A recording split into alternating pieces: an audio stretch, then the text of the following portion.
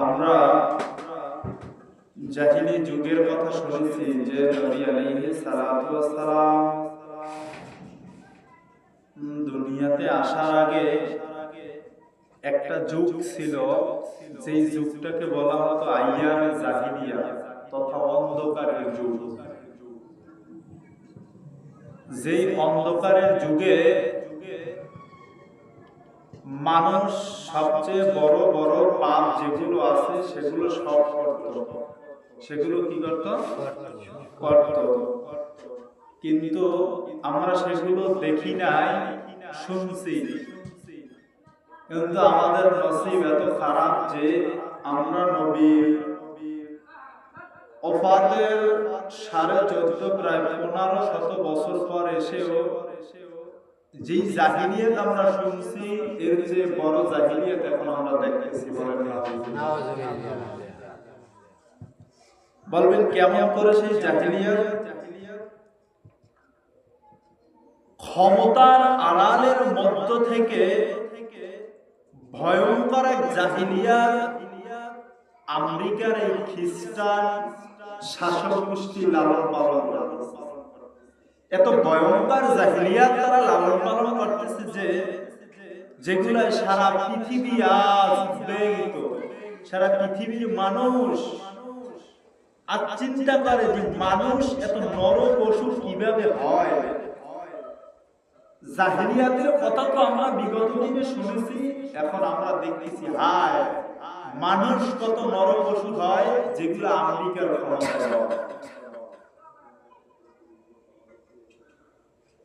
আমরা জাহিলিয়াতের কথা শুনেছি এক নম্বরে যে কন্যা সন্তান যদি ওই জাহিলি যুগে জন্ম নিত, কন্যা সন্তানকে তারা জিন্দা মাটি চাপা দিত, পাথর চাপা দিত। তাও তো পাথর আর মাটি চাপা দিয়ে মেরে ফেলাইতো। আর এখন আমরা এমন জাহিলিয়াতের মধ্যে ঢুকছি যে কন্যা সন্তানদেরকে রোস্ট করে তেলের মধ্যে ভেজে এরপর খায়। আপনি বলবেন যে কি কয়? আপনারা এমন ঘটনা শোনেন না?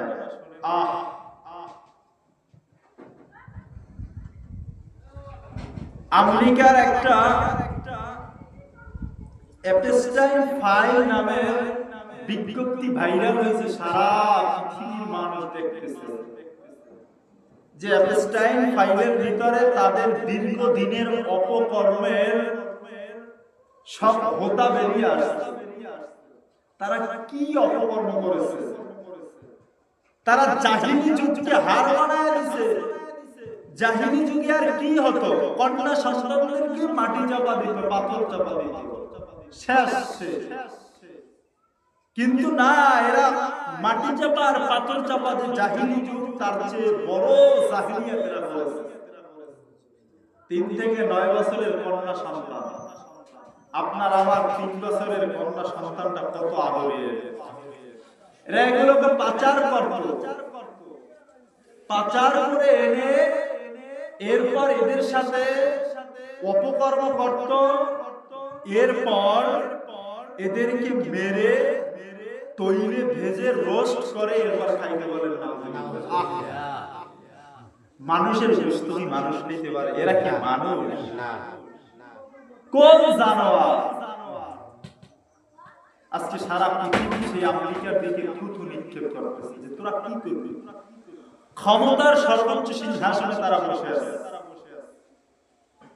ইউনাইটেড অফ আমেরিকা তারা পৃথিবীটাকে যেভাবে লড়ায় সেভাবে লড়তেছে। ওয়াশিংটন ডিসি থেকে যেটা আসতেছে হুকুম এটাই চলতে আছে। হোক তাতে কি, কিন্তু এমন বর্বরতা, এমন জাহিলিয়া।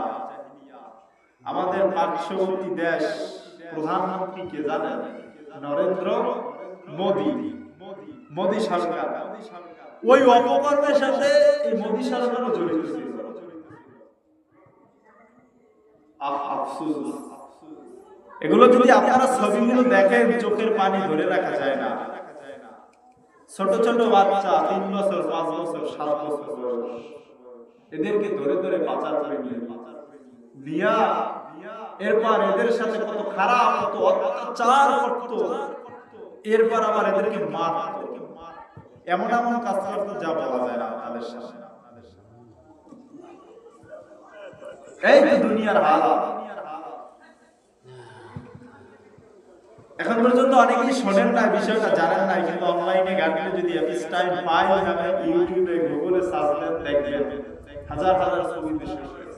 পৃথিবীর সবচেয়ে ধনী বিল গেটস ছিল 2015 সালে। পৃথিবীর সবচেয়ে ধনী বিল গেটস, যে মানুষদেরকে ভালোর বাণী শুনে বলতো কি জানেন, আমি মরে গেলে আমার যত সম্পদ আছে অর্ধেক আমি গরিব অসহায়দেরকে দান করে দিব, কিন্তু এই জানোয়ারে ওই অপকর্মের সাথে লিপ্ত ছিল। এই বাচ্চাদের সাথে এত নিমুখ হারামি, এত বড় একটা জাহিলিয়াত করেছে, এর সঙ্গে ও জড়িত ছিল। তথা পৃথিবীর সবচেয়ে বড় মরদ যারা, পৃথিবীটা যাদের করায় নড়ে আর চড়ে, এরা এই অপকর্মের বিরুদ্ধতা। আল্লাহ এদেরকে হেদায়েত কপালে থাকলে দিন, না হয় ধ্বংস করে দিন। আল্লাহ রাব্বুল আলামিন বলতেছেন, যাহারাল ফাসাদু ফিল বাররি ওয়াল বাহরি বিমা কাসাবাত আইদিন নাস। হে মানুষ, জমিনে যত বিপদ, যত মুসিবত, সব তোমার হাতের কামাই, সব আপনার আমার হাতের কামাই। এমনকি দুঃখের কথা হলো, আমাদের প্রিয় শহর মক্কা, যেটাকে আমরা সৌদি আরব, সৌদি আরবের কিছু মাথা যারা আছে, মুসলমান নামে ইহুদিদের পাশ একটা গোলাম, এরাও এর সাথে জড়িত। এরাও কি এর সাথে কিছু কিছু জড়িত, ওখানে তাদের নাম পাওয়া যায়। 2018 সালে যখন এভাবে বর্বরতা চলতে আছে, তখন একটা মেয়ে প্রাপ্ত বয়স 20-25 বছর বয়স হবে, এই মেয়েটা দেখছে যে ওরা মানুষের গোশত খাইতেছে, রোস্ট করে, ফ্রাই করে, ভাজি করে, রান্না করে।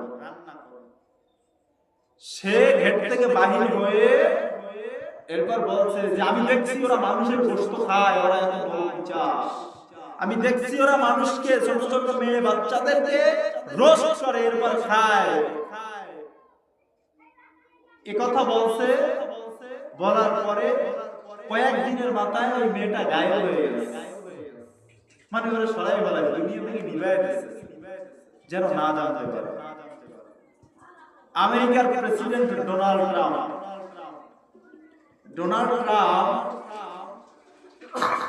একটা ভিডিও ভাইরাল, যেটা আমিও দেখছি অনেক আগে, দেখে হাসছি।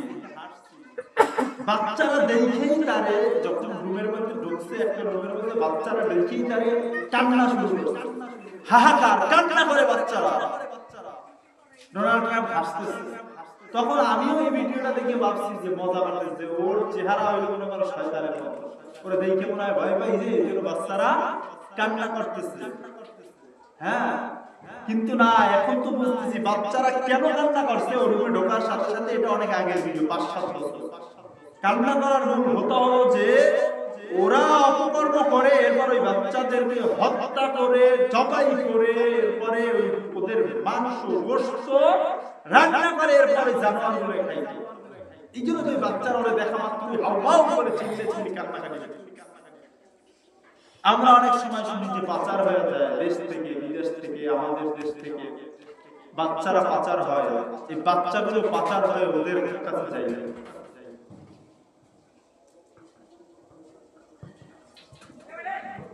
এমন একটা কথা উঠে এসেছে যে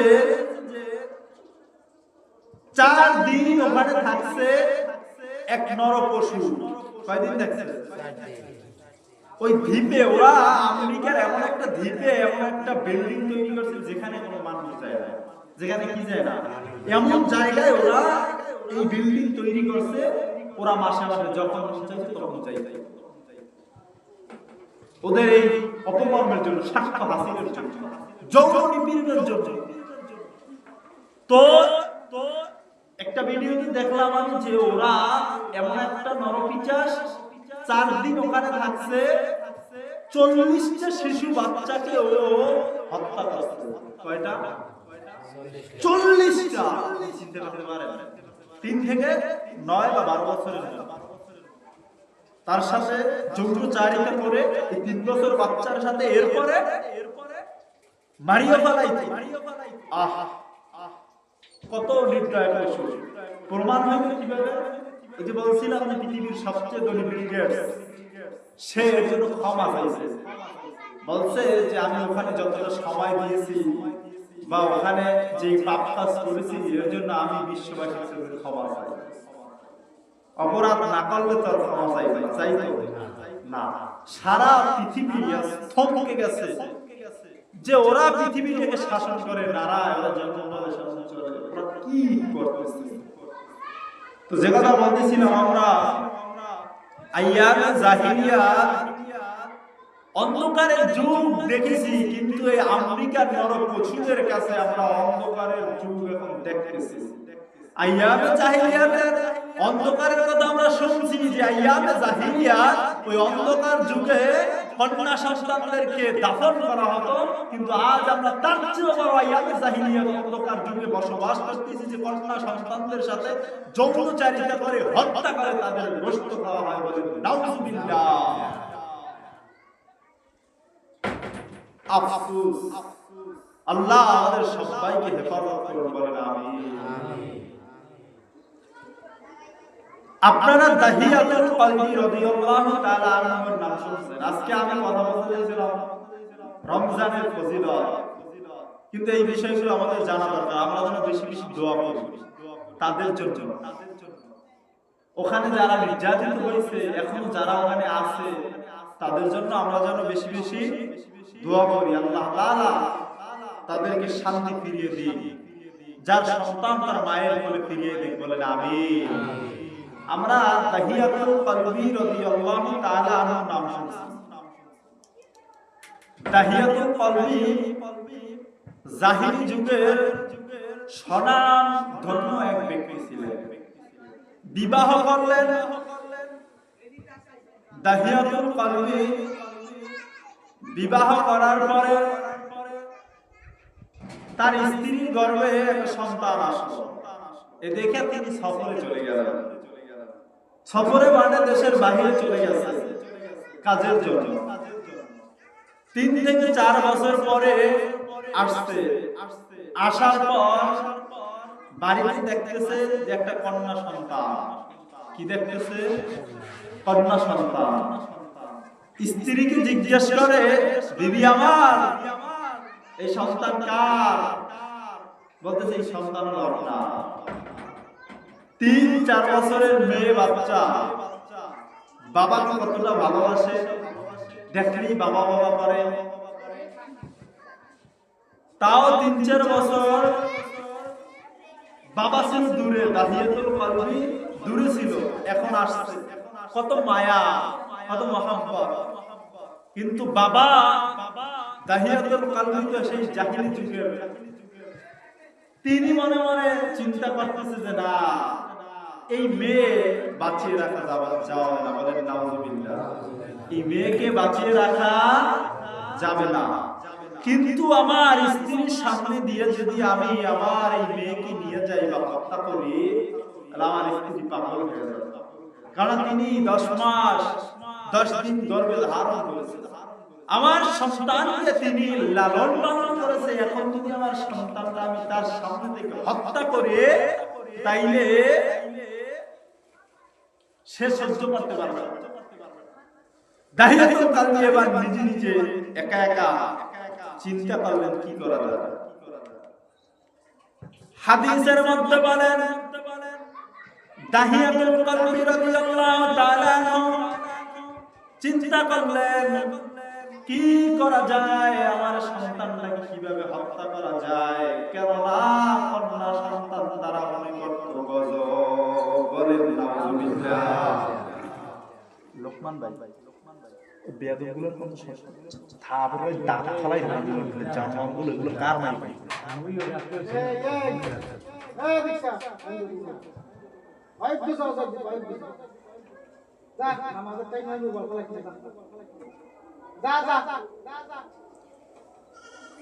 আল্লাহ নবীর সাহাবী দাহিয়াতুল কলবি রাদিয়াল্লাহু তাআলা আনহু স্ত্রীকে বললেন, হে আমার বিবি, শ্বশুর বাড়িতে অনেক দিন হয় যাই না, তুমি আমার কন্যাটাকে সাজায় দাও, গোসল করায় দাও, আমি একটু শ্বশুর বাড়িতে ঘুরে আসি। আসলে কি শ্বশুর বাড়ি করতে যাইবে না?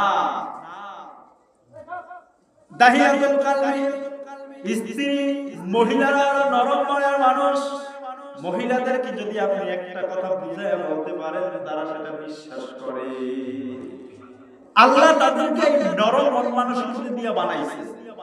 মা বোনদেরকে যদি আপনি শক্ত কঠিন একটা জিনিস বুঝাইতে পারেন, তখন তারা সেটা বুঝতে সক্ষম। দাহিয়াতুল কলবি কৌশল করে তিনি বললেন, সাজায় দাও আমার কন্যাকে নিয়া আমি যাই। মেয়েটার নাম ছিল জামিলা।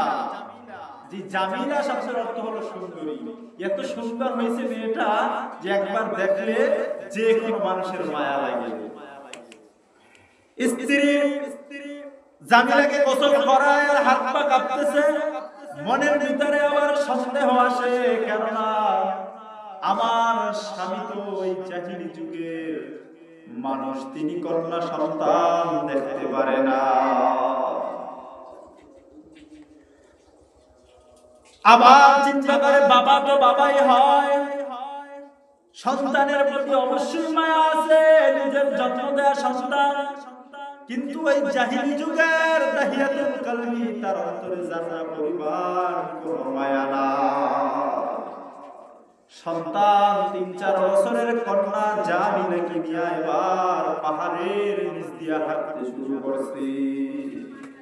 জামিলা ডাক দিয়ে বলে, আমার বাবা, আপনি এই পথ দিয়ে কেন যান? আমি তো আমার মায়ের সাথে বারবার নানা বাড়িতে গিয়েছি, কিন্তু এই পথ দিয়ে মা একদিন নিয়ে যায় না। আমার মা তো একদিন এই পথ দিয়ে যায় না, আপনি এই পথ দিয়ে কই যান? এই পথ দিয়ে তো নানা বাড়ি যাওয়া যায় না।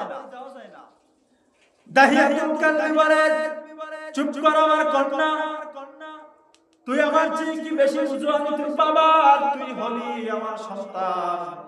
তোর নানা বাড়ি যাওয়ার মতো আর অনেক পথ আছে, এটা ছাড়াও তুই সেটা জানো না। আর অনেক পথ আছে যাওয়ার মতো, তুই তো সেটা জানো না।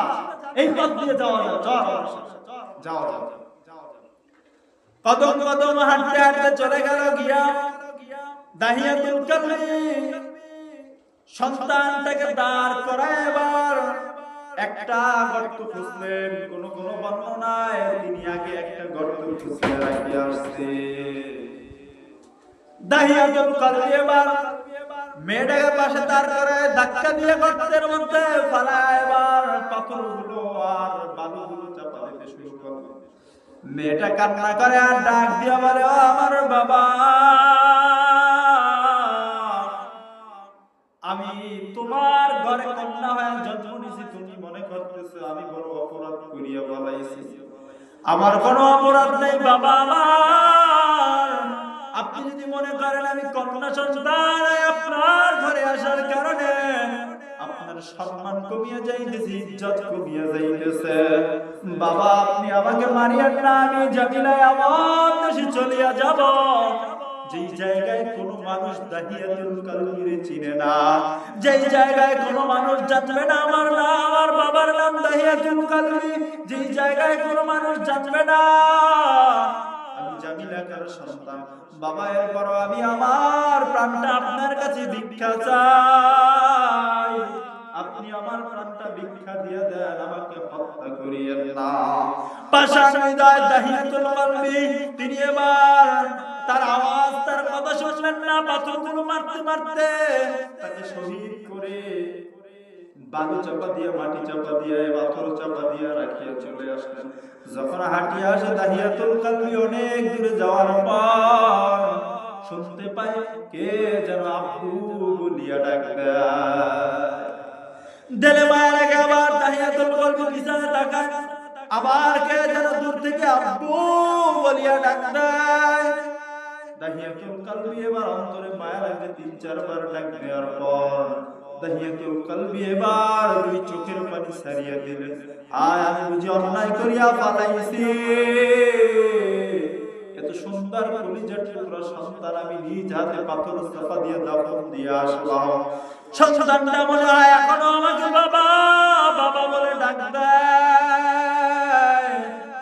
আমি সহ্য করতে না পারিয়া দৌড়ায়া নবী আলাইহিস সালাতু ওয়াস সালামের কাছে চলে গেলাম। আল্লাহর নবী, আমি দাহিয়াতুল কলবির চেয়ে মক্কা মদিনায় তো পৃথিবীতে মনে হয় আর বড় গুনাহগার কেউ নাই, আপনি আমাকে তওবা করায়া দেন, আর আমার আল্লাহ আমায় মাফ করবে কিনা বলেন। আল্লাহর নবী জিজ্ঞাসা করা, দাহিয়াতুল কলবি তুমি কি অন্যায় করেছো? বলতেছে নবী আমি অন্যায় করেছি কি শোনেন।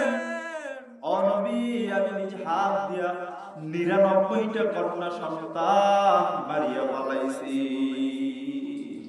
কয়টা? ও নবী, একটা দুইটা না, ৯৯টা কন্যা সন্তান মারিয়া ফেলাইছি। নবী এই যে ৯৯টা কন্যা আমি হত্যা করেছি, আল্লাহর নামের কসম নবী, কিন্তু এতে আমার দিলে যারা পরিমাণ মায়া লাগে না। কিন্তু নবী আজকে আমি কি অপরাধ করেছি জানেন? বিবাহ করিয়া আমি সফরে চলিয়ে গেছি ব্যবসার উদ্দেশ্যে, দীর্ঘ ৩-৪ বছর পরে আসছি, আমার স্ত্রীর গর্ভের সন্তান, এত সুন্দর একটা কন্যা সন্তান আল্লাহ আমাকে দিয়েছিল, নাম রাখছে জামিলা। এত সুন্দরী আমার সন্তান, ও নবী সেই সন্তানের দিকে তাকাইলে মায়া লাগবে না? পৃথিবীতে এমন কোন মানুষ নাই। কিন্তু নবী আমার কলবটা এতই মরিয়া গেছে, আমার কলবটা এত পাথর, নবী আমার সন্তানের জন্য আমার জান্নাত পরিমাণ কোন মায়া লাগে না। ও নবী শোনেন, ওই সন্তান আমাকে এত সুন্দর বাবা বাবা বলে ডাকতো, কিন্তু আমি এত বড় জাহেল, এত নিকৃষ্ট পাপী, আমার সন্তানের জন্য গর্ত খুঁজিয়ে সেই জায়গায় পাথর চাপা বালু চাপা দিয়ে মারিয়া রাখিয়া আসছি। নবী শুধু তাই নয়, দাফন দিয়ে আমার সন্তানটাকে মাটি চাপা দিয়ে যখন আমি চলিয়ে আসতেছি, ৩-৩ বার মনে হয় পেছন দিক দিয়ে আমার সন্তান আমাকে বাবা বাবা বলে ডাকতেছে। নবী আপনি শোনেন, আমি সহ্য করতে পারি না, বলে আমার সন্তান আমাকে আব্বু আব্বু বলে ডাকতেছে। ও নবী, আল্লাহ কি আমাকে মাফ করবে? নবী সহ যত সাহাবী ওই জায়গায় উপস্থিত ছিলেন সবাই হাউমাউ করে কান্না করে, ও দাহিয়াতুল কলবি, এত খারাপ কি মানুষ হইতে পারে? কিন্তু তুমি শোনো, তুমি যদি আল্লাহ তাআলার কাছে মাফ চাইতে পারো, আল্লাহ তোমাকে মাফ করিয়ে দিবে। কিয়ামত পর্যন্ত আমার উম্মতেরা জন্য শোনো, আমি বলিয়া যাইতেছি, দাহিয়াতুল কলবি যে কন্যার সন্তানকে হত্যা করেছেন, এত বড় নিকৃষ্ট পাপের কাজ করেছেন, আমি কিয়ামত পর্যন্ত আমার উম্মতদেরকে বলতেছি, উম্মতেরা শোনো, তোমাকে যদি আল্লাহ একটা কন্যা সন্তান দেয়, এই কন্যা সন্তানকে তুমি যদি পর্দার মধ্যে রাখিয়া নেককার দিনদার বানাইতে পারো, ওই একটা সন্তান তোমার কিয়ামতের দিন একটা জান্নাত হবে। সাহাবীরা বললেন, নবী যদি 2টা আমার কন্যা সন্তান হয়, নবী বলে যদি 2টা কন্যা সন্তান নেককার পরহেজগার বানাইতে পারো, এই 2টা কন্যা সন্তান তোমার 2টা জান্নাত হবে। 3টা কন্যা সন্তান যদি হয়, এই 3টা কন্যা সন্তান তোমার 3টা জান্নাত হবে। নবী বললেন, সাহাবীরা তোমরা কি দেখো না আমার ফাতেমাকে আমি কত ভালোবাসি, আমি যদি কোন জায়গায় যাই আমি ফাতেমার কাছ থেকে বলে যাই আমার কন্যা, আবার যদি কোন জায়গা থেকে বাসায় ফিরি সর্বপ্রথম আমার সন্তান কন্যা ফাতেমার খোঁজে নেয়। যে কথা বলতে চাইছিলাম যে জাহিলি যুগে তো কন্যাদেরকে এভাবে মারা হতো, আল্লাহর নবী এত সম্মান দিলেন মা বোনদেরকে, কিন্তু আমরা এমন একটা জাহিলিয়াতের মধ্যে এসে পদার্পণ করলাম যে জাহিলি যুগে আজকে সেই আফ্রিকার নর পশু মরণ, আগে আমরা কি জাহিলি যুগের কথা শুনছি, আপনাদেরকে বললাম, পাথর চাপা দেয়, মাটি চাপা দেয়, কিন্তু আজকে তারা কন্যাদেরকে হত্যা করে। 3 বছর থেকে 12 বছর 9 বছরের কন্যাদের সঙ্গে যৌনচারিতা করে, এরপর হত্যা করে, হত্যা করার পর আবার তাদের গোশত খায়। বলেন নাউজুবিল্লাহ। সারা পৃথিবী আজ অবাক হয়ে তাকায় রয়েছে, হায় মানুষ এত খারাপ কিভাবে হয়। মানুষ কি হায়াওয়ান জানোয়ার, কত খারাপ হইলে এই কাজ করতে পারে। এজন্য প্রিয় ভাইরা আমার, আমরা তাদের জন্য দোয়া করব, বেশি বেশি দোয়া করব। আল্লাহ রাব্বুল আলামিন যেন ওই বাচ্চাদেরকে, ওই মানুষ যেগুলাকে ক্ষতিগ্রস্ত করা হয়েছে, যাদের উপরে এত বর্বর জুলুম করা হয়েছে, আল্লাহ যেন তাদেরকে শহীদ করে দেন। বলেন আমিন। যারা এখনো জালেমের জিন্দান কারাগারে আছে, ওখানে বন্দী অবস্থায় আছে, আল্লাহ তাদেরকে যেন যার সন্তান তার মায়ের করে ফিরে দেয়। বলেন আমিন। এই পড়াটা আমি যখন প্রথম ফেসবুকে দেখে পড়লাম, ওই আল্লাহ সাক্ষী আমি চোখের পানি ধরে রাখতে পারি না। মানুষ কত নিকৃষ্ট হতে পারে যে একটা মানুষের এটা কি আমরা কল্পনাও করতে পারি? কল্পনা করলেও ভিন্ন যাবে যে মানুষ হয়ে মানুষের বস্তু কেমনে খায়। তাও কি 3 থেকে 12 বছর এর উপরে কোনো মেয়েদেরকে তারা নিত না। 3 থেকে 12 বছরের ঘটনা, এর চেয়ে বেশি বয়সীদেরকে তারা সহজে নিত না। আল্লাহ জালেমদেরকে ধ্বংস করে দেন। বলেন আমিন। আমরা যারা দুনিয়াতে বেঁচে থাকি দেখতে পারি যে জালেমরা ধ্বংস হয়ে গেছে। এজন্য প্রিয় ভাইরা আমার, কন্যা সন্তান হলো আমাদের জন্য বরকত। আল্লাহর নবী আলাইহিস সালাতু ওয়াস সালাম বলে গেছেন, যদি সেগুলো নেককার হয়, কি হয়? নেককার হয়, দিনদার হয়। দিনদার হইল না, তাইলে কিন্তু আর বরকত থাকলো না। আল্লাহ আমাদের সন্তানদেরকে নেককার, দিনদার, পরহেজগার হওয়ার তৌফিক দান করুন। সকলে বলেন আমিন। ওয়া মা আলাইনা ইল্লাল বালাগ। যারা কাবলা জমা করেন না, যারা কাবলা জমা করেন। এটা এত শক্ত বানাইছে।